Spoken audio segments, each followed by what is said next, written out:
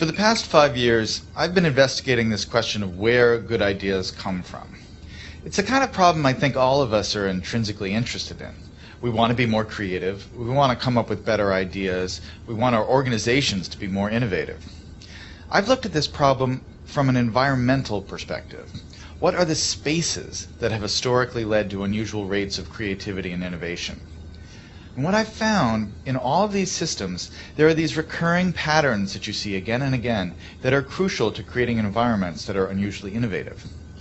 One pattern I call the slow hunch, that breakthrough ideas almost never come in a moment of great insight, in a sudden stroke of inspiration. Most important ideas take a long time to evolve, and they spend a long time dormant in the background. It isn't until the idea has had 2 or 3 years, sometimes 10 or 20 years to mature, that it suddenly becomes accessible to you and useful to you in a certain way. And this is partially because good ideas normally come from the collision between smaller hunches, so that they form something bigger than themselves. So you see a lot in the history of innovation, cases of someone who has half of an idea. There's a great story about the invention of the World Wide Web and Tim Berners-Lee. This is a project that Berners-Lee worked on for 10 years. But when he started, he didn't have a full vision for this new medium he was going to invent. He started working on one project as a side project to help him organize his own data.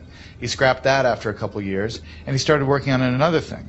And only after about 10 years did the full vision of the World Wide Web come into being.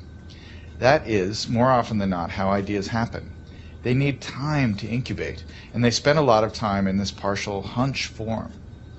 The other thing that's important when you think about ideas this way is that when ideas take form in this hunch state, they need to collide with other hunches. Oftentimes, the thing that turns a hunch into a real breakthrough is another hunch that's lurking in somebody else's mind. And you have to figure out a way to create systems that allow those hunches to come together and turn into something bigger than the sum of their parts. That's why, for instance, the coffee house in the age of the Enlightenment, or the Parisian salons of modernism, were such engines of creativity, because they created a space where ideas could mingle and swap and create new forms. When you look at the problem of innovation from this perspective, it sheds a lot of important light on the debate we've been having recently about what the internet is doing to our brains. Are we getting overwhelmed with an always connected, multitasking lifestyle? And is that going to lead to less sophisticated thoughts as we move away from the slower, deeper, contemplative state of reading, for instance? Obviously, I'm a big fan of reading, but I think it's important to remember that the great driver of scientific innovation and technological innovation has been the historic increase in connectivity and our ability to reach out and exchange ideas with other people, and to borrow other people's hunches and combine them with our hunches and turn them into something new. That really has, I think, been, more than anything else, the primary engine of creativity and innovation over the last 600 or 700 years. And so yes, it's true we're more distracted.